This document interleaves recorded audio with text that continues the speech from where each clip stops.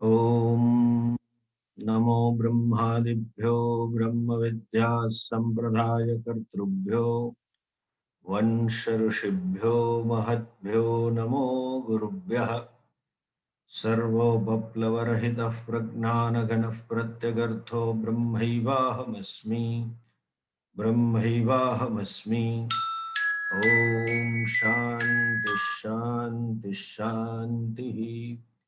श्रुतिस्मृतिपुराणानाम् आलयं करुणालयं नमामि भगवत्पादं शङ्करं लोकशङ्करं शङ्करं शङ्कराचार्यं केशवं बादरायणं सूत्रभाष्यकृतौ वन्दे भगवन्तौ पुनः पुनः ईश्वरो गुरुरात्मेति मूर्तिभेदविभागिने व्योमवद्व्याप्तदेहाय दक्षिणामूर्तये नमः।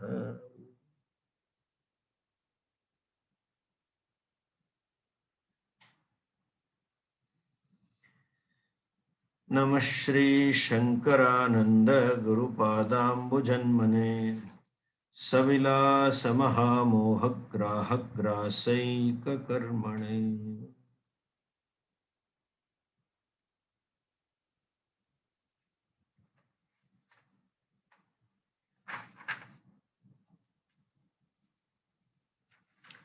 ત્રીસ અને 31 શ્લોકનું પારાયણ ફરી કરીએ.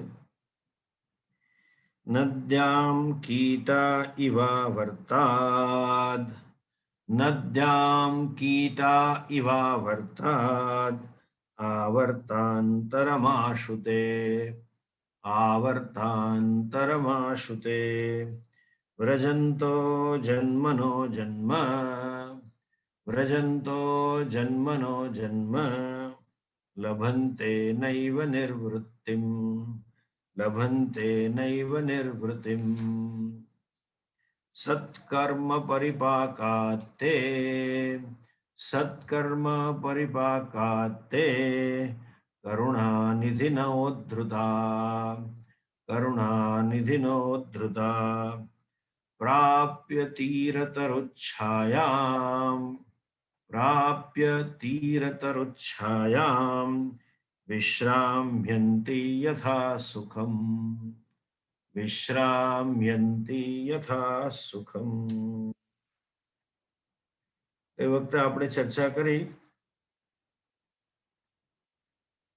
કોઈક પુણ્ય પરિપાક હોય ત્યારે આ ઘટના બને કે નદીના વમળમાં ફસાયેલો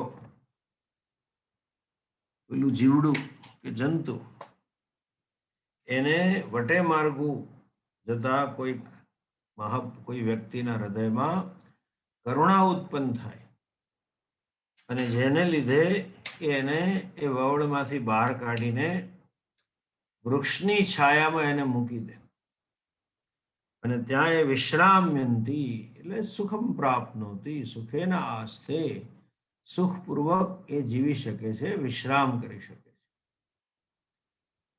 એવી રીતે આ સંસાર એક વમળ છે. જેમ વમળમાં એક ચક્રમાંથી બીજા, બીજામાંથી ત્રીજા, ત્રીજામાં ચોથા ને બધું ઊંડા જતા જાય અને જેમ અંદર જતા જેમ એને બહાર આવવું મુશ્કેલ પડે. વમળમાં તમે ફસાવો પહેલા ચક્કરમાં તો હજુ કદાચ નીકળી જાઓ, ત્રીજામાં પહોંચે પછી નીકળવું મુશ્કેલ છે. આ તો અનાદિકાળથી ચાલ્યું આવતું વમળ છે, સંસાર ચક્ર રૂપી વમળ.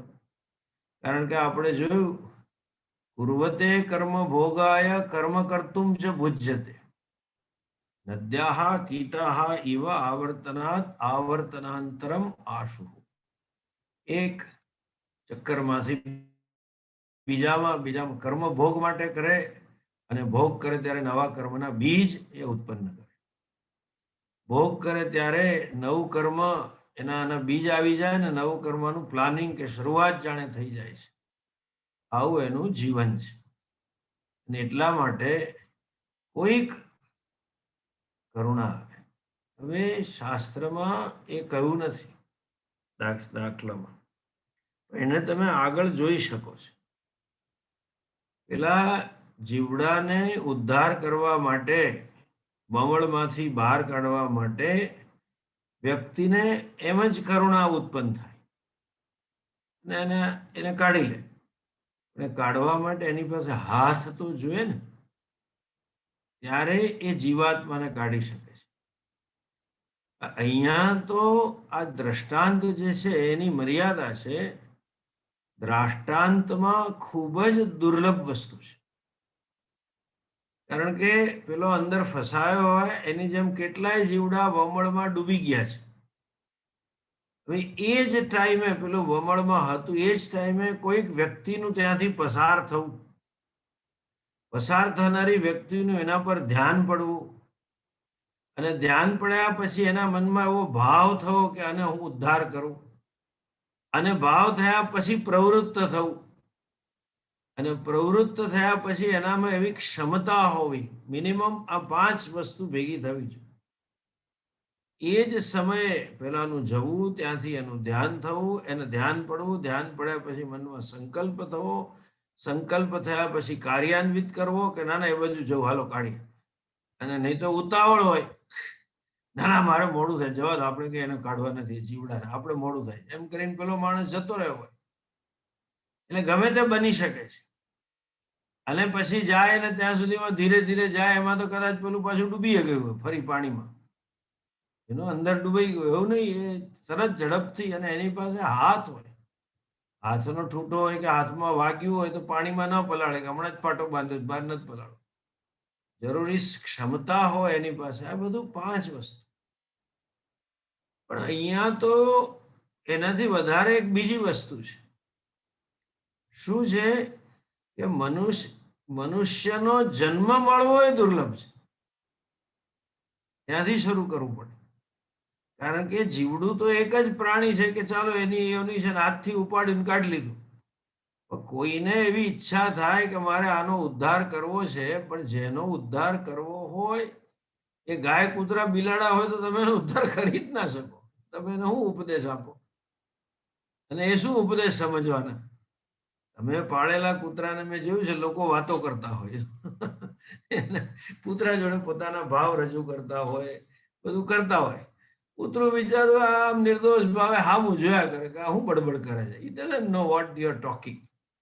ઇવન કદાચ એનું હેત વરસાવતા હોય તો એને ખબર નથી, અને વાલમાં 2-4 થપ્પડ માં બિચારો આંખો બંધ કરે, બીજું શું કરે? doesn't know. આપણે આશ્રમની ગાયો છે એને પણ એવું જ છે. એટલે મનુષ્ય જન્મ થવો એ અત્યંત દુર્લભ છે. આ તો 5 જ ઘટના ઘટે જે અસંભવ થઈ શકે કે દુર્લભ કહી શકાય. 84 લાખ યોનિઓ છે અને અનંત જીવો છે. વૃક્ષ પણ યોની છે, સ્થાવર યોની. ગાય, કૂતરા, બિલાડાથી કાગડા, ચકલી, તમે પ્રાણી શાસ્ત્રમાં ભણો તો ખબર પડે કેટલી જાતના પ્રાણીઓ છે. આકાશમાં ઉડનારા, ઘણીવાર કોકવાર ટીવીમાં ચેનલ ચાલુ કરો જ્યોગ્રાફીની, નેશનલ જ્યોગ્રાફીની, તો સમુદ્રમાં કેટલા પ્રકારની માછલીઓ છે. ત્યાંથી માંડીને મનુષ્ય બનવું એ મોટામાં મોટું દુર્લભ છે, કે જ્યાં મોક્ષની ક્ષમતા છે, જ્યાં કર્મની ક્ષમતા છે, જ્યાં ભક્તિની ક્ષમતા છે. અંતઃકરણની શુદ્ધિ અર્થે, ઈશ્વરની પ્રાપ્તિ અર્થે કમસે કમ ભક્તિ તો કરાય. આજે ભલે ને આપણે કહીએ કે ઠાકોરજીની ગોશાળાનું દૂધ, મંદિરની ગોશાળા હોય એટલે કે તો ઠાકોરજીની ગોશાળા છે, અને ઠાકોરજીની ગોશાળાનું દૂધ ઠાકોરજીને ચડે, અને એનો આપણે પ્રસાદ પીએ સવારે. ઠાકોરજીને કેસર વાળું, ખાંડ, બધું ડ્રાય ફ્રૂટ વાળું સરસ દૂધ ચડાવે. દ્વારિકા અને ડાકોરમાં મળે આપણને. આપણે એમ કે ના, ઠાકોરજીની ગોશાળાનું દૂધ આપણે પીધું, ઠાકોરજીનો પ્રસાદ છે. પણ પેલી ઠાકોરજીની ગાયને ખબર નથી કે મારું દૂધ ચડે છે. એને કહો તો એને કઈ સમજણ નથી પડવાની, કર્તૃત્વ જ નથી એનામાં, જ્ઞાન શક્તિ જ નથી. અને ઠાકોરજીના નિજ મંદિરમાં સેવા કરવાનો વારો 3 મહિને 2 દાડા આવતો હોય તો પેલો ઊંચો થઈને ફરશે કે આપણે સેવક છીએ મંદિરના, નિજ મંદિરનો આપણને લાભ મળે છે. પેલીનું દૂધ રોજ ચડતું હોય પણ એને એવું નથી થતું કે મને લાભ મળે છે. એટલે પ્રાણીની યોનિની અંદર એ ખબર જ નથી એ લોકોને કે સત્કર્મની સંભાવના નથી, ભક્તિની સંભાવના નથી. ગાયને એવું નથી થવાનું કે ચાલો હું મારું દૂધ ઠાકોરજીને ચડે એટલે થોડું વધારે આપું, મારું દૂધ ઠાકોરજીને ચડે એટલે કૃતજ્ઞતાનો ભાવ રાખવું, કશું છે જ નહીં. મનુષ્ય જન્મમાં સંભવી શકે છે. ત્યાંથી શરૂ કરીને જે મેં તમને ગઈ વખતે સમજાવ્યું કે હિન્દુનો તરીકેનો જન્મ લેવો મળવો એ કેટલું દુર્લભ છે. આપણે જેને કે ને જે બહુ સરળતાથી સહજતાથી ઉપલબ્ધ થતું હોય એની આપણને ખબર ના, એની કિંમત ના હોય, એના જેવું છે. હિન્દુ સિવાયના ધર્મોની અંદર જે મોક્ષ વિશેનો એમનો ખ્યાલ છે એ ઈશ્વર વિશેની સમજ છે. એમને મન ભગવાન એક માન્યતાનો વિષય છે, આસ્થાનો વિષય છે. આપણી દ્રષ્ટિમાં ભગવાન એ સમજવાનો વિષય છે. યુ ટુ નો ઈશ્વર એઝ ધ વેરી સેલ્ફ, આત્મરૂપે જાણવાનો છે. અને એ લોકોની ભાષામાં આત્મરૂપે જાણવાનું નથી, ઈશ્વર ત્યાં જ છે, બેઠો બેઠો જોયા કરે છે, સીસીટીવી કેમેરા લગાડીને ઉપર ક્યાંક બેઠો છે વગેરે, શિક્ષા આપે છે ન માનનારને, એવું કંઈક એના જે ખ્યાલો છે. અને એમનો મોક્ષ એટલે કોઈ લોકમાં જવાનું છે. અને ત્યાં પણ પાછું મેં કહ્યું તેમ છે તો વાત કામની જ. ત્યાં જઈને આવા ભોગ મળશે એટલે તો આતંકવાદીઓ બધા ખૂનો કરે છે. એમને એવું છે કે આપણને વધારે મજા મળશે ત્યાં. પેલા આવે કે ત્યાં તમને સરસ ડિનર મળશે, આવું મળશે, એ બધી પ્રોમિસીસ છે. માત્ર ને માત્ર આપણા વેદ કહે છે કે ઈશ્વર ક્યાંય નથી, સર્વત્ર છે, સર્વવ્યાપી છે, સર્વાંતર આત્મા છે. ને સર્વ શબ્દની અંદર તું પણ આવી ગયો, તારો જ આત્મા ઈશ્વર છે. તત્વમસી શ્વેત કહેતો તું જ આ છું, એ સત્ય આપણા ધર્મની અંદર જ ઉપલબ્ધ છે. અને એ જ્યારે જ્ઞાન થાય ત્યારે પૂર્ણતાની પ્રાપ્તિ થાય. અને પૂર્ણતા એટલે પરમ સુખ, પૂર્ણતા એટલે પરમ શાંતિ. જ્યાં પણ કઈ અશાંતિ છે, જ્યાં પણ કઈ દુઃખ છે, એ અધૂરપજન્ય જ છે. એ વસ્તુ ન ઘટી એનાથી જે તે વ્યક્તિને અધૂરપ અનુભવાય અને માટે દુઃખી છે. અને એ પોતે ઉંભેલા મૂલ્યો છે, જીવન મૂલ્ય. આવું તો હોવું જ જોઈએ, આમ તો થવું જ જોઈએ, આમ તો ન જ થવું જોઈએ, આવું કામ થવું જ જોઈએ, મારું ઘર છટાછટ ચોખ્ખું જ રહેવું જોઈએ, મારી ગાડી આવી જ રહેવી જોઈએ, કામ હાથમાં લીધું એટલે પૂરું જ થવું જોઈએ, મને પેન્ડિંગ કામ વગર ચાલે જ નહીં. આ બધા પોતાના મૂલ્યો છે. Subjective values that keeps you unhappy, that keeps you feeling incomplete. પેલા કે આમ 3 દિવસથી મારા મગજમાં હતું ને કામ બાકી રહી ગયું, મને ચેન નહોતું પડતું. એક કામ બાકી હોય, કંઈક ફોન કરવાનો કે ટપાલ લખવાની કે કોઈની ખબર પૂછવાની, whatever, all this is bondage. એ આપણું મૂલ્ય છે. એટલે જ કહ્યું છે કે સંસાર એ બંધન અજ્ઞાન મૂલક છે. અજ્ઞાન એટલે શું? એમાંથી ઉદ્ભવેલા રાગ દ્વેષ. સ્વ સ્વરૂપનું અજ્ઞાન તો ખરું જ, પણ ઉત્પન્ન કરેલા રાગ દ્વેષ જે છે, આપણા આગ્રહો છે, આપણા મૂલ્યો છે. આવી રીતે હોય ના હોય, આમ ન જ ચાલે, મને જરાય ન ગમે, આના 2 દિવસથી આવું હતું. પેલા કે ને 3 દિવસથી અઠવાડિયાથી મારું કબાટ ગોઠવવાનું ગંદુ હતું, મને એવો કંટાળો આવતો હતો, હું બહુ દુઃખી હતો. અરે કબાટ, આ કબાટ હરખું કર ને. એ બાયણામાં માયલીકોર જે હોય તે, આ ડામચિયાને સરખો કરવાની જરૂર છે. ધીસ રાગ દ્વેષ કે વૈરાગ્ય એટલે માત્ર વસ્તુ નથી છોડવાની. વૈરાગ્ય એટલે વસ્તુઓની કે વ્યક્તિના સંબંધો પ્રત્યેની આસક્તિ નથી છોડવાની. કર્મ પ્રત્યે, બાહ્ય પરિસ્થિતિ પ્રત્યેનો આગ્રહો. આમ જ પરિસ્થિતિ હોવી જોઈએ, આ રીતે જ ઘર ચાલવું જોઈએ, આમ ન ચાલવું જોઈએ. Small thing I have seen people gate disturb. માણસો નાની નાની વસ્તુમાં એટલા બધા વિક્ષિપ્ત થઈ જાય છે, એટલા બધા દુઃખી થઈ જાય છે, કોઈ આવશ્યકતા જ નથી. અને દુઃખી થયા પછી ભૂતકાળમાં દુઃખના ગાણા ગાગા કરે. મારે પહેલા આવું જ થયું હતું, મારા નસીબ જ ખરાબ છે, મારું કાયમ જિંદગી આવી જ જાય છે, એમ કરીને રડ્યા કરે.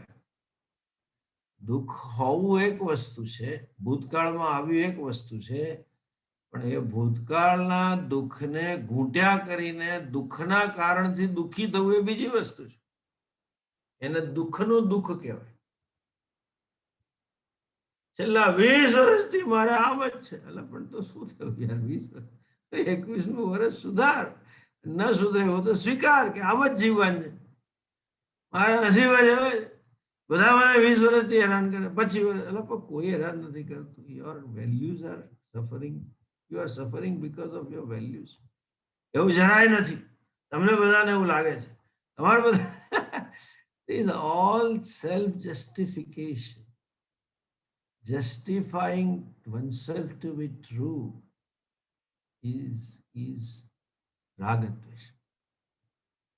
એ મનુષ્ય જન્મ મળવો અને હિન્દુ તરીકે જન્મવું જ્યાં મોક્ષની સંભાવના છે. આમ તમે જુઓ ને, બીજા દેશમાં માત્ર 2 જ પુરુષાર્થ છે, અર્થ અને કામ. ધર્મ નામનો પુરુષાર્થ જ નથી, લગભગ નહીવત છે. ને મોક્ષ તો કોઈને ખબર જ નથી. આ અતિ દુર્લભ.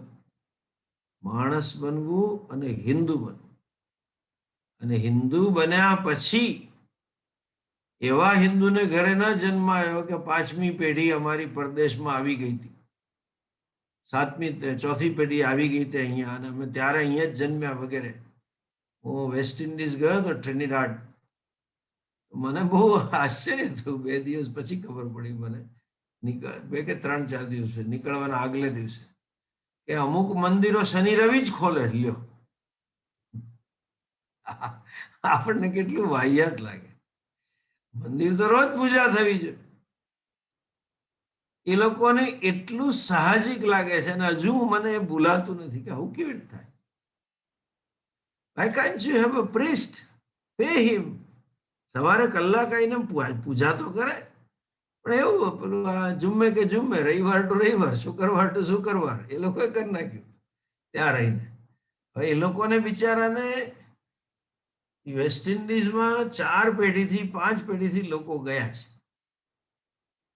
આપણને 1852થી કે 58થી ચાલુ કર્યું આ લોકો અંગ્રેજો ગુલામીને શેરડી માટે. યુપીના માણસો લઈ ગયા છે.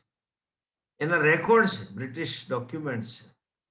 આ ફલાણા સીન, ફલાણો ભાઈ. એમાં પાછું આશ્ચર્ય એવું છે કે 6 મહિને શિપ પહોંચે. આખું તદ્દન ઊંધો ટાઈમિંગ ભારતથી. આજે જવું મુશ્કેલ છે. 6 મહિને શિપ પહોંચે તો કેટલાના જન્મ શિપમાં થયા છે, અને કેટલા એ શિપની અંદર મરી ગયા છે, એના રેકોર્ડ છે. અને આવા છે કે વાળંદ આટલા, સુથાર આટલા, દરજી આટલા, લુહાર આટલા, એની જ્ઞાતિ પણ લખેલી છે, વૈષ્ણવ આટલા, આવું બધું લખ્યું છે એમાં. મેં એનું મ્યુઝિયમમાં રેકોર્ડ જોયા. એ બિચારાઓને રામાયણ સિવાય કંઈ ખબર જ નથી. એટલું સારું કે એમના વડવાઓ રામાયણ લઈને આવ્યા હતા, તુલસી રામાયણ, અને રોજ તુલસી રામાયણનો પાઠ કરતા હતા. એ પેઢી મને મળી છે 50ની આસપાસના. એમના છોકરાઓ હવે એમાં નથી. They don't know કે ઉપનિષદ એટલે શું, ભગવદ્ ગીતા એટલે શું, એ ખબર જ નથી. ભારતમાં જન્મ થયો અને ભારતમાંથી પાછું ગુજરાતમાં જન્મ થયો. કેટલી દુર્લભતા. પેલામાં તો ગુજરાતમાં જન્મ થવો, સંસ્કારી મા બાપ મળવા, અને મન આપણું સાત્વિક હોવું. એ પૂર્વજન્મનો ધર્મ કંઈ હોય. મેં ગઈ વખતે સમજાયું હતું કે મોક્ષના પાયામાં ધર્મ હોય જ, આ જન્મનો કે પૂર્વજન્મ. એ પુણ્ય હોય તો સંભવી શકે, નહીં તો આ કદાપી ન સંભવી શકે. આ જ્યારે સત્વતા હોય, સાત્વિકતા હોય, ત્યારે જીવનમાં વિવેક આવે, અને વિવેક આવે અને શ્રદ્ધા આવે. જીવનમાં શ્રદ્ધા હોવી એ પણ મોટું ધન છે. ઉપનિષદમાં લખ્યું છે શ્રદ્ધા વિત્તો ભૂત્વા. શ્રદ્ધારૂપી ધન હોય. હવે જેના જીવનમાં શ્રદ્ધારૂપી ધન નથી હોતો, આવા કેટલાય માણસો હું જાણું છું કે જે લોકો હંમેશા આર્ગ્યુમેન્ટ જ કરે, હંમેશા તમારી સામે ઊંધું જ બોલે, પાછા મોઢે કહી જાય આજે જ એક આયા હતા ભાઈ, હું આ સ્વામી બાબી કોઈના માનતો જ નથી, બોલો મને મોઢે કહે છે તો ભાઈ શું કામ આવ્યું મારી પાસે? પણ તમે, એટલે મારા આંખો આમ થઈ ગઈ, એટલે કે પણ તમે જરા જુદા છો, એટલે મારે તમને મારા એક દાન મેં કર્યું છે 35-40 લાખનું મકાનના ઉદ્ઘાટનમાં બોલાવાય. What is this? What kind of thinking? શ્રદ્ધા હોવી, અને that is where Karunanidhi comes. આપણા હૃદયમાં શ્રદ્ધા ઉત્પન્ન થાય કે આપણે ગુરુજનોનું કહ્યું કરતા શીખીએ, એમની ગુરુજનોની આજ્ઞામાં જીવતા શીખીએ. આપણે જે અસામાન્ય થતું હોય કે મને જે સાચું દેખાતું હોય અને ગુરુજને કંઈક કહ્યું કે જે મારી માન્યતાથી તદ્દન વિરુદ્ધ છે, તો માણસોનો, જેને કહે ને, ધીસ ઇઝ વેર તમો ગુણ કમશે. સત્વગુણ હતો, પુણ્ય હતા, એટલે ગુરુજન મળ્યા, ગુરુજન પાસેથી શ્રવણની તક મળી. ગુરુજને મળે, ગુરુ મળવા એટલું પૂરતું નથી, ગુરુજન પ્રત્યે ગુરુ બુદ્ધિ ઉત્પન્ન થવી એ પણ બીજું પુણ્ય છે. These are all ઇફ્સ and buts. કેટલાય લોકો મળતા હોય, સ્વામી દયાનંદજીને હજારો લોકો મળતા હતા, પણ એના પ્રત્યે ગુરુ ભાવ ઉત્પન્ન થવો, એની પાસેથી ભણવાની, એને શરણાગત થવાની ઈચ્છા થવી, અને એ કહે પ્રમાણે કરવા તત્પર થવું, એ અત્યંત પુણ્ય છે. એ થયા પછી કરુણાનિધિના, જે અહીંયા કરુણાનિધિ કહ્યું છે ને એમણે, ભગવાન પૂજ્ય વિદ્યારણ્ય સ્વામીજી શું કે છે? કરુણાનિધિના ઉદ્ધૃતા, કરુણાનો ખજાનો ગુરુજનો માટે કહ્યું છે અહેતુક દયા સિંધુ. અહેતુક દયા સિંધુ એટલે શું? એ જે ગુરુજી છે, જેની દયા, જેની કરુણામાં કોઈ પ્રયોજન નથી, નિષ્પ્રયોજન, નિષ્કામ, કોઈ અપેક્ષા રાખ્યા વગર એને દયા છે. કરુણાનિધિ તો હોય, ઘણા માણસો ખૂબ દયાળુ હોય, ઘણા માણસો ખૂબ પ્રેમાળ હોય, પરંતુ મેં તમને કહ્યું ક્ષમતા પણ જોઈએ. ગુરુના હૃદયમાં સંકલ્પ થવો જોઈએ કે આનો ઉદ્ધાર કરો.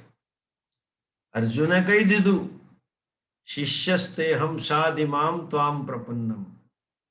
આજથી હું તમારો શિષ્ય. આમ તો બનેવી હતો ભગવાનનો, જમાઈની જેમ જ વર્તતો હતો. ખબર નહીં હું કહેતા હશે, સૌરાષ્ટ્રમાં અમુક કોડ વર્ડ છે. કુમાર, કુમાર એટલે જમાઈ. પછી કે પટેલ આયા, પટેલ આયા એટલે પટેલ સમાજમાં જમાઈ કહેવાય. એના પછી બાપુ આવ્યા, બાપુ પધાર્યા છે એટલે જમાઈ રાજ પધાર્યા છે. એ બધા કોડ શબ્દ છે. અર્જુન એવું જ વર્તતો હશે. આજે હું શિષ્ય છું, એણે પોતાનું શિષ્યપણું સ્વીકાર્યું. કૃષ્ણ ભગવાને એનો શિષ્ય તરીકે સ્વીકાર કરવો છે, ત્યારે ઉપદેશ પ્રગટ થાય. જ્યાં સુધી ગુરુના હૃદયમાં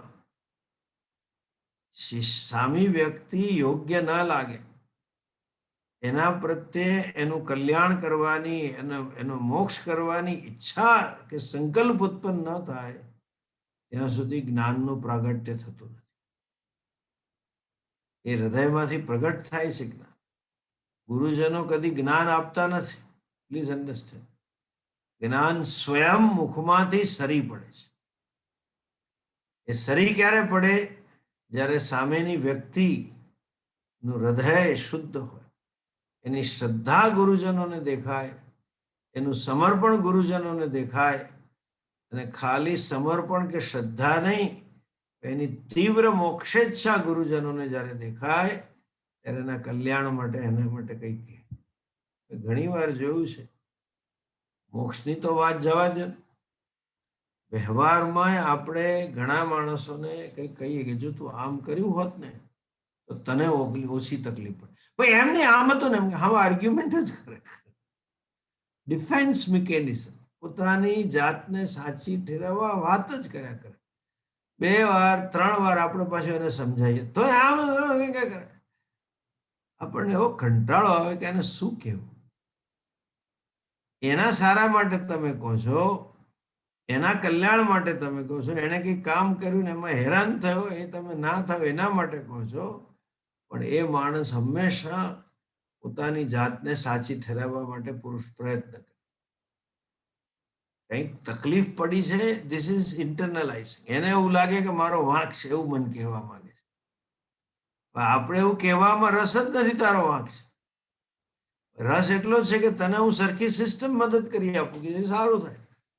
પણ એક પ્રકારની ડિફેન્સ મિકેનિઝમ, એક જાતનું રક્ષણાત્મક અભિગમ એનો આવી જાય અને પોતાની જાતને હંમેશા સાચો છું એવું એ ઠરાવવા પ્રયત્ન કરે. અને એ સાચો છું એવું ઠરાવવાના પ્રયત્નમાં આપણે કહીએ ને એ જરાય સાંભળે નહીં. ઓકે, હવે ઇવન આવામાં આટલા વ્યવહારમાં શ્રદ્ધા નથી. વ્યવહારમાં સ્વીકાર, આમ પાછું શ્રદ્ધા છે બહુ, તમે માતા પિતા તમે રોજ બોલે રોજ પગે લાગે રોજ કરે, તમે કામનું કહો કઈ કામ અંગે તરત આવું એનું મન થાય. ધીસ ઇઝ ગ્રેસ કે વેર યુ આર, જેને અંગ્રેજીમાં કહે ને નોન રેઝિસ્ટિંગ પર્સન, અવિરોધી અભિગમ હોય તમારો. યુ એઝ અ ઇન્ડિવિજ્યુઅલ આ જીવનમાં ખૂબ અગત્યનો ગુણ છે. કદાચ આપણે ગુરુજનો પાસે ન ભણી શકીએ કે ન ભણતા હોઈએ તો પણ, અને ભણતા હોઈએ તો પણ બીજી વ્યક્તિ કોઈ કહે ત્યારે આપણે રેઝિસ્ટ કરતા હોઈએ, એનો વિરોધ કરતા હોઈએ. કારણ કે વ્યક્તિ કાં તો આપણો ડિફેન્સ, સેલ્ફ ડિફેન્સ મિકેનિઝમ, પોતાનું રક્ષણાત્ કરવાની, પોતાને સાચો પુરવાર કરવાની અભિગમ જે માનસિકતા જે બહાર આવતી, ત્યાં તો એ આપણને એ વ્યક્તિ માટે પૂર્વગ્રહ હોય કે હવે આ માથું ખાશે, એ ખોટો છે, તરત એને ડિસમિસ કરતા. આ બધું ન હોવું, ધેટ ઇઝ ગ્રેસ. સી કરુણા નિધિના ઉદ્ધૃતા, પેલામાં તો જીવડાને પકડીને મૂકી દેવાય, અહીંયા તો કોઈના કાન પકડીને તો મોક્ષ અપાય નહીં ને. એને જ્ઞાન તો અપાય નહીં.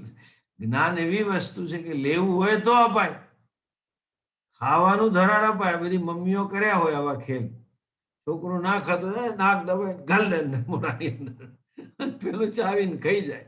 ધરાર એને ખવડાવી દે, લડીને ખવડાવે, આમ કરીને ખવડાવે. એમ કેવી રીતે ખવડાવે? મને ગઈકાલે જ એક અમારે વેબ કોન્ફરન્સ અંદર એક ભાઈએ કહ્યું, સ્વામીજી આ બધા માટે તમારે ક્લાસ લેવાની જરૂર છે અને જરા કહેવાની જરૂર છે. બહુ એક્સાઇટેડ, એમને ગમ્યું હતું પ્રવચન. હું તો કહેવા બેઠો જ છું પણ સાંભળવા જોઈએ ને. જ્ઞાન એવી વસ્તુ છે કે માણસ લેવા તૈયાર હોય તો જ આપી શકે. You can make the person sit in your lecture, but you cannot make the person listen the lecture. એ સમજે, સાંભળે એવું તમે કરી જ ના શકો. એટલે આ જીવડામાં તો ઉદ્ધાર કરવો સહેલો છે. એ વિરોધ નથી કરતો, એને બ્લોક નથી હોતો. જ્યારે સંસાર સાગરમાંથી ઉદ્ધાર કરવા માટે જેનો ઉદ્ધાર કરવો છે એની ઈચ્છા કે એનો સંકલ્પ જરૂરી છે કે મારો એ ઉદ્ધાર કરો. શરણાગતિ હોય. મને આવો છે એક 2-4 ભગત મને પૂછે, Swamiji everything for me is you, બધું તમે છે. હું એને કહું કે ભાઈ તું ક્લાસ ભર, એ જરા મુશ્કેલ છે, એવું નહીં ભરું, મને સમજાતું નથી. કોક વાર તો શરૂ કરવું પડે ને ભાઈ, સમજાશે તારે નથી જોવાનું, મન નક્કી કરવા દે ને તને કેટલું સમજાવો કે નહીં. ના ના એ જવા દો ને, એના સિવાયની તમે વાત કરો. છેલ્લા 2 વર્ષથી એને હું કહું છું.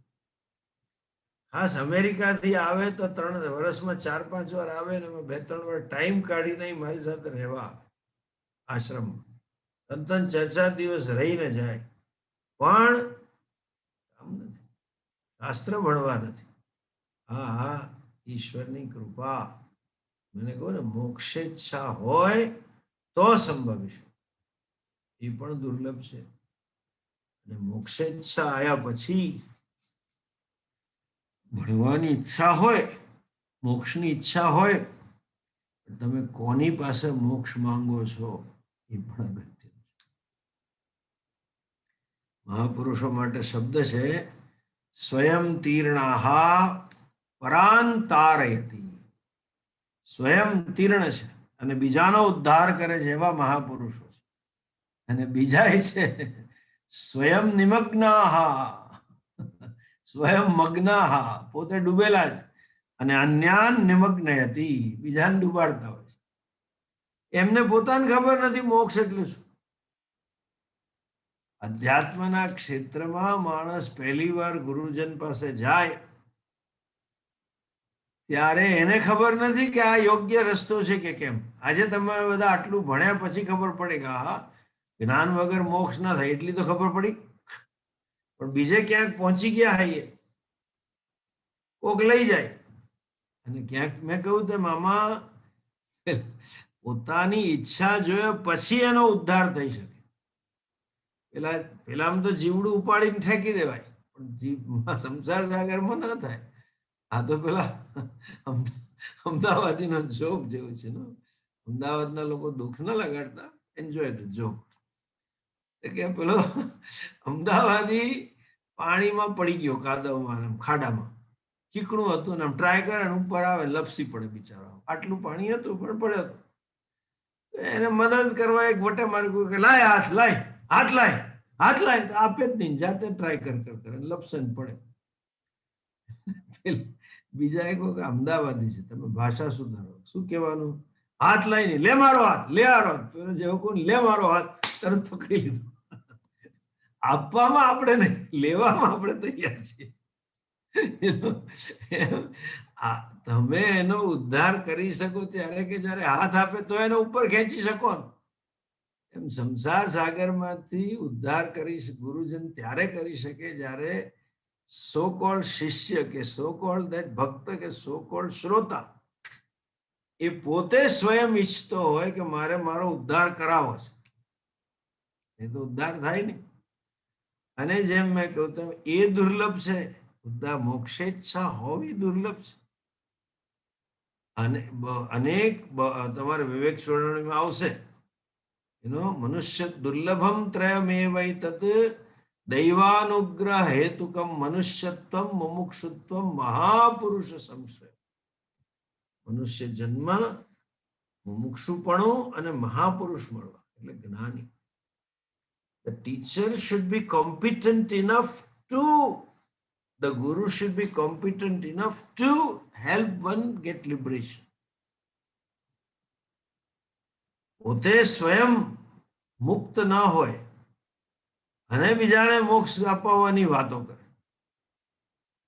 આ બધું કેવું છે? યમરાજા જે કહે છે ને કઠોપનિષદમાં, અંધે નૈવ નિયમાના યથાંધા. એક આંધળો બીજા આંધળાઓને દોરે છે. કેટલા બધા સંપ્રદાયો, કેટલી બધી ધાર્મિક જગ્યાઓ હું જાણું છું. આપણે સૌરાષ્ટ્રમાં એને જગા કે જગા. પોતે કશું ખબર ના હોય પણ એના અનુયાયીઓ એમ માને કે આ ગુરુ આપણો મોક્ષ કરી નાખશે. તમને એક સ્ટાન્ડર્ડ દાખલો કહું કે આ ઘણા માણસો મેં આવું કહેતા સાંભળ્યા છે કે જગન્નાથપુરીમાં કે શ્રીનાથજી બાબામાં ઝાપટિયું પડે ને એટલે આપણો મોક્ષ થઈ જશે. લોકો ઝાપટિયું ખાવાની રાહ જોતા હોય. એટલે ભાઈ ઝાપટિયા ખાવા જ લગ્ન કરી લે ને રોજ પડશે. તારે ઝાપટિયું ખાવ, શ્રીનાથજી ધક્કા મૂકીને ક્યાં જવાની જરૂર છે? ઘરે એર કન્ડિશન બેડરૂમમાં પડશે, ડ્રોઈંગ રૂમમાં પડશે, રસોડા ટેબલ પર પડશે. ઝાપટિયા ખાવા પણ ત્યાં ક્યાં જવાની જરૂર? Anyway, coming back to this, માણસો કેવી કેવી માન્યતાઓ. દુનિયા હું તો આના પર આખા અઠવાડિયું ક્લાસ લઈ શકું એમ છે. કારણ કે એવા બધાનું મળતો હોઉં છું. લોકો એવા પોતાની જાતને ધનભાગ માને, કૃતજ્ઞતા અરે કૃતજ્ઞ માને કે આપણું તો મોક્ષ થઈ ગયો. કે શું કે ગુરુજીને છડી પોકારવા મળી લ્યો. એ છડી પોકારનાર માણસ મને ઇલ ટ્રીટ કરે કે તમે તો બહારના આ છૂછા છો. હું અંગત છું આ ગુરુજીનો અલગ પણ. આ જેટલા સંપ્રદાયના લોકોને હું મળું એના અનુયાયીઓ તો એમ જ સમજતા હોય છે કે અમારા ગુરુ નેક્સ્ટ ટુ ભગવાન અથવા ભગવાન જ છે અને એની સામે બીજા કાંઈ નથી. પણ બીજા કાંઈ વાંધો નહીં, પણ એ પોતાની જાતને એવા માનવા માટે. I get ill-treated by their close devotees. મને દયા આવે. They are so fired up emotionally. એટલા બધા લાગણીથી આવેગમાં આવી ગયા હોય. આપણે તો આપણા જેવો નસીબદાર દુનિયામાં કોઈ થયો નથી ને થવા જ નથી. મેં કહ્યું તેમ કેટલાય ગુરુજનો કોઈક સેવામાં લગાડે, કોઈક જપ તપમાં લગાડે, કઈ જાતનું આખું સુપર માર્કેટ. આપણે આ શાસ્ત્ર ભણીએ પછી એ સ્પષ્ટતા આવે કે ઓહ, આપણને તો ખબર જ નહોતી, છતાં આવા ગુરુ મળી ગયા. અને જેને કહે ને ઇમોશનલ ઇન્વેસ્ટમેન્ટ. એકવાર કોઈ સંપ્રદાયમાં કોઈ મહાપુરુષ સાથે કોઈ જીવન રીતિમાં લાગણીથી જોડાવ અને દીર્ઘકાળ સુધી એ લાગણી જોડાયેલી રહે, પછી એ માણસ કશું સાંભળે છે. યોગથી જ મોક્ષ થશે. અને એમાં પાછું આસન પ્રાણાયામથી જ મોક્ષ થશે. મેડિટેશનથી કેટલો ખ્યાલ. અને એ માણસનું મગજ સત્ય સાંભળવા માટે બંધ થઈ જાય. મન ખુલ્લું રહેવું, બુદ્ધિ ખુલ્લી રહેવી એ મોટામાં મોટી ઈશ્વરની કૃપા છે. અતિ શ્રદ્ધાળુ ભક્તો, કઈ કહું છે અંધશ્રદ્ધાળુ ભક્તો સમજી જ નથી. અને એ નથી સમજતા આટલી સાદી વસ્તુ. મને એમ થાય કે આ દીવા જેવું સ્પષ્ટ છે સત્ય. કેમ નથી દેખાતું? દીવો નહીં, હોલોજન લાઇટ જેવું છે. દીવો તો હજુ કદાચ ન દેખાય. હોલોજન લાઇટ જેવું સ્પષ્ટ છે. કેમ નથી દેખાતું? કે ભાઈ ખાલી ઢીંચીક ભજન કરવાથી, કે ખાલી યોગાસન કરવાથી, કે ખાલી સેવા કરવાથી, હું તો આજે એક બીજો ભાઈ બન કે હું તો ભગવાનમાં માનતો નથી. દુઃખી માણસ એ જ મારો ભગવાન, મારે એની સેવા કરવાની. હું આ બધામાં માનતો જ ને. બીજો એક નમૂનો હમણાં 2 દાડા પહેલા મળે તો મને કે હું કશા માનતો જ. મારો છોકરો મરી ગયો, આપણે આ બધી વિધિ કરીએ નહીં, આપણે 21 લાખનું દાન કરી નાખ્યું. એ મને એને ખરેખર તો સંભળાવું હતું કે મેં 21 લાખનું દાન કર્યું, પણ જોડે આ સંભળાયું. હવે આટલી બધી જડતા. તમે એક સમજો કે જે લોકો જ્યાં નથી માનતા ને, એ પણ સમજ્યા વગર નથી માનતા. અને માનવા વાળા પણ ઘણીવાર સમજણ વગર માને છે. અંધશ્રદ્ધા અને અશ્રદ્ધા બંને સમાન હોય છે. તું કેમ નથી માનતો એનું તર્ક આપ. આટલું સમજતા નથી. જે મને આમ ઘણીવાર થાય કે આ હોલોજન લાઇટ કેમ નથી દેખાતી. જો સેવા કરવા માત્રથી, કે ભજન કરવા માત્રથી, કે યાત્રા કરવા માત્રથી,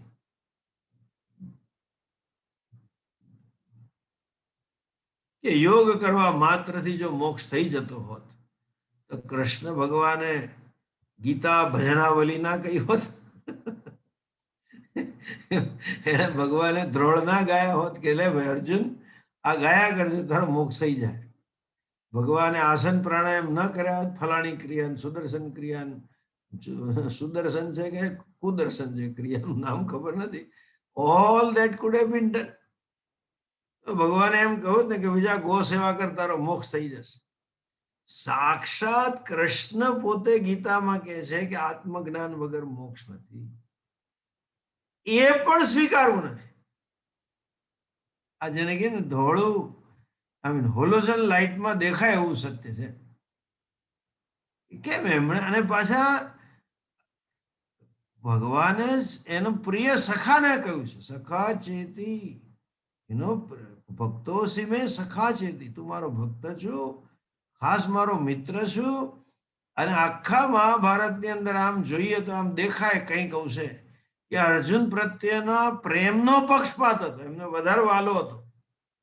5 પાંડવો બધા વાલા હતા, 5 પાંડવોની સેવા કરી, અર્જુનની વિશેષ કરી.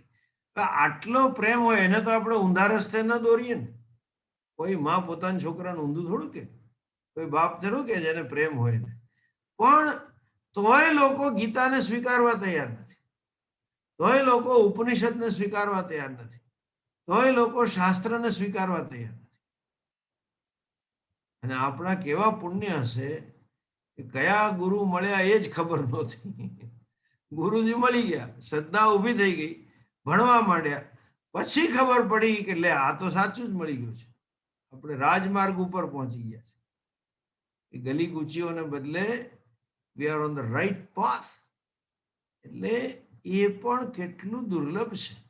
આશ્ચર્યવત પશ્યતિ કશ્ચિદૈનમ આશ્ચર્યવત વદતિ તથૈવ ચાન્ય આશ્ચર્યવત ચૈન મન્ય શૃણોતિ આશ્ચર્ય સુત્વા પેનમ વેદન ચૈવ કશ્ય. ગીતાજીમાં શ્લોક છે, એવો મૂળ શ્લોક કઠોપનિષદમાં છે. આશ્ચર્ય વક્તા કુશલોસ્ય લબ્ધા આશ્ચર્યો જ્ઞાતા કુશલાનુશિષ્ટ. શાસ્ત્રની વાત કરનારા ગુરુ મળે, શાસ્ત્રને પ્રમાણ રૂપે માનનારા ગુરુજનો, જેને હજુ મેં હમણાં જ આ લીગલ કોન્ફરન્સમાં કહ્યું કે વી વેર નેવર પર્સન સેન્ટ્રિક રિલિજન. આપણું વ્યક્તિ કેન્દ્રિત ધર્મ હતો જ નહીં. વી આર શાસ્ત્ર સેન્ટ્રિક, વેદ સેન્ટ્રિક રિલિજન.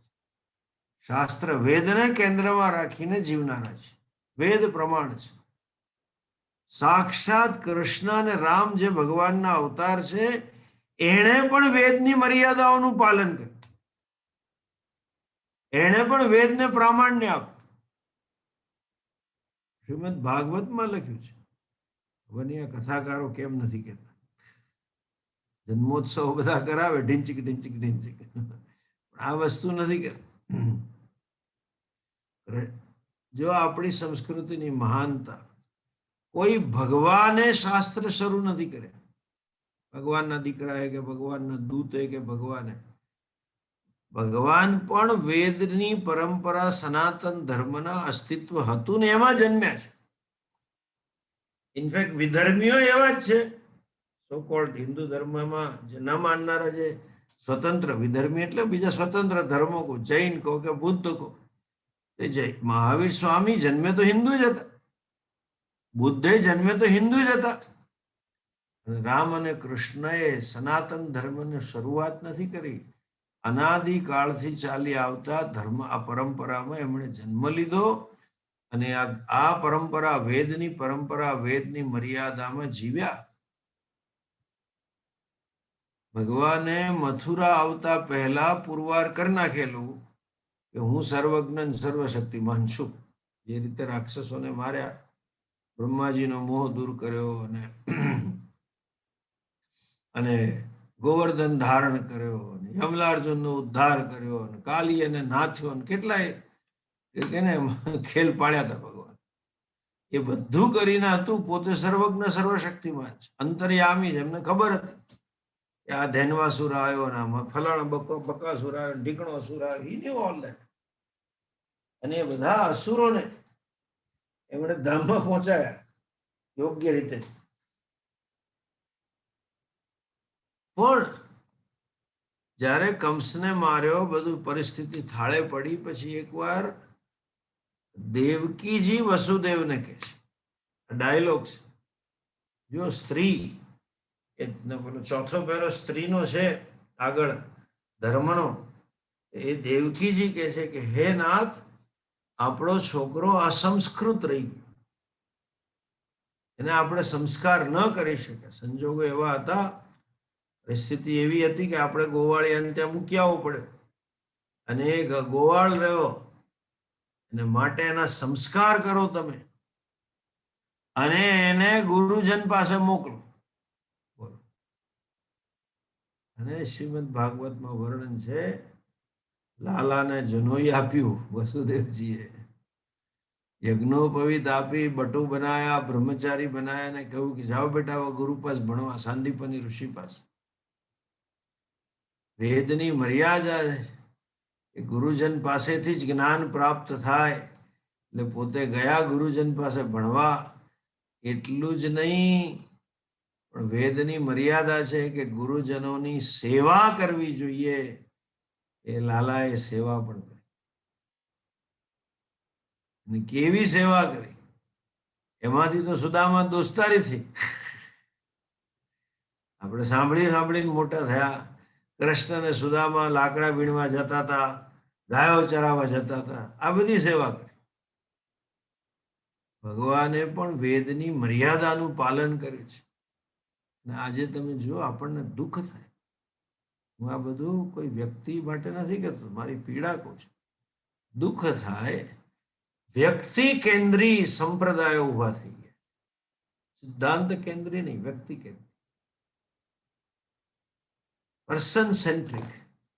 અને એ માણસ એટલા મહાન બની ગયા કે મૂળ ગ્રંથ કોઈને જોવા નથી. એમાં ઘણા કથાકારો મળું ને એટલે હું પૂછ્યું કે આપ ભણ્યા રામાયણ? કેવું કે હા, કે મેં ડોંગર મહારાજનું વાંચ્યું રામાયણ. પણ ડોંગર મહારાજ નથી, રામાયણ વાલ્મીકીનું છે.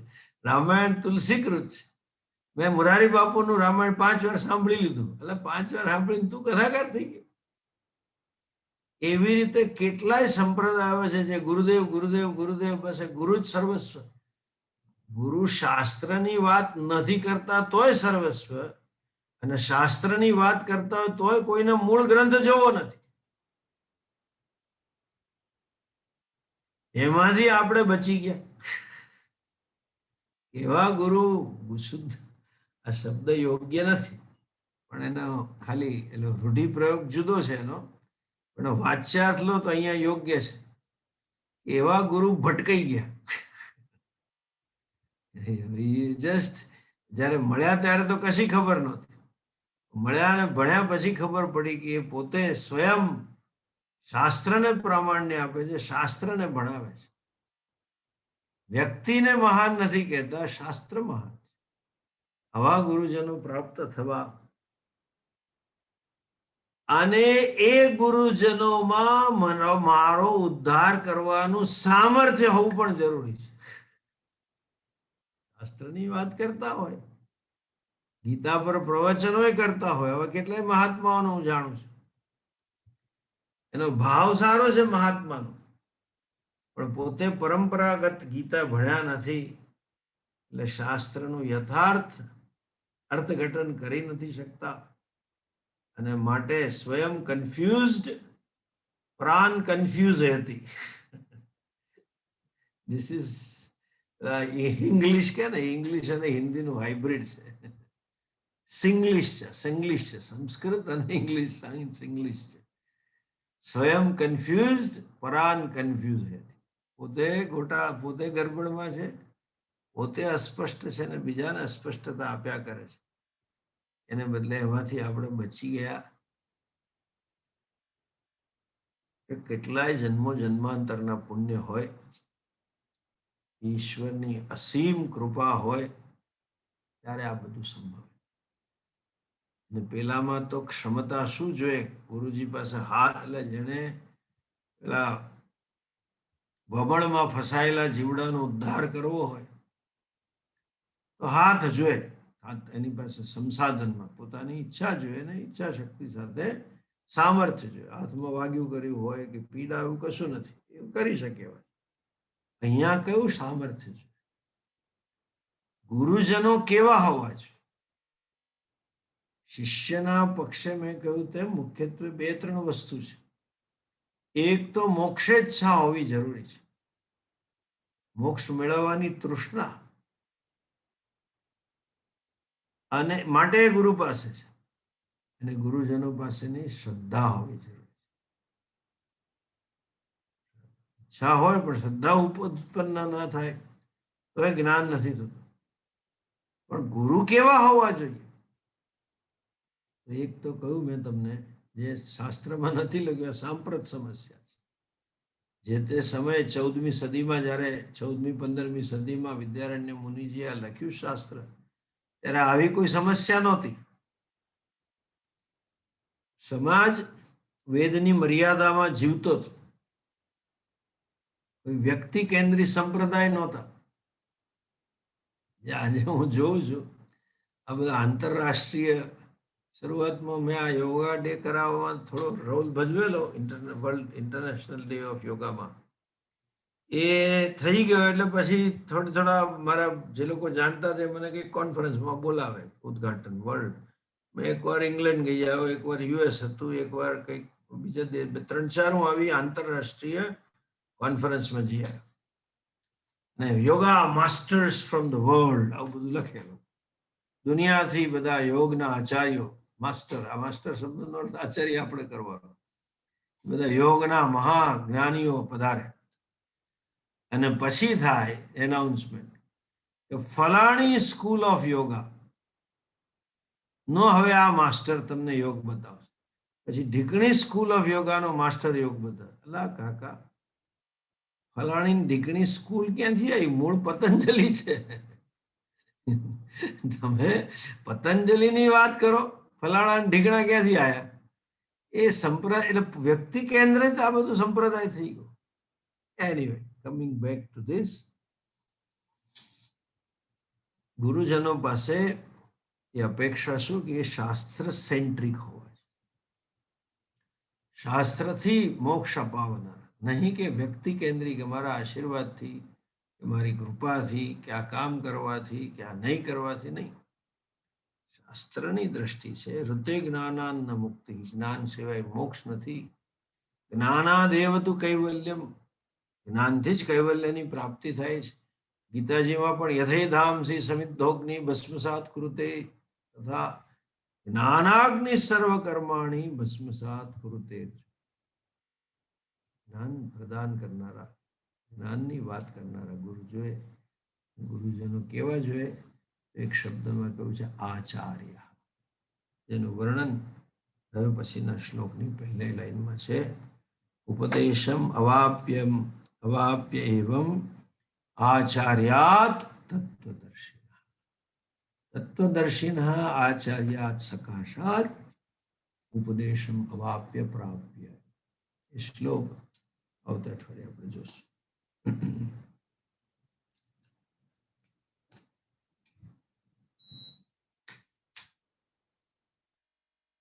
ઓમ પૂર્ણમદઃ પૂર્ણમિદં પૂર્ણાત પૂર્ણમુદચ્યતે પૂર્ણસ્ય પૂર્ણમાદાય પૂર્ણમેવાવશિષ્યતે. ઓમ શાંતિ શાંતિ શાંતિ. હરિ ઓમ શ્રી ગુરુભ્યો નમઃ. હરિ ઓમ.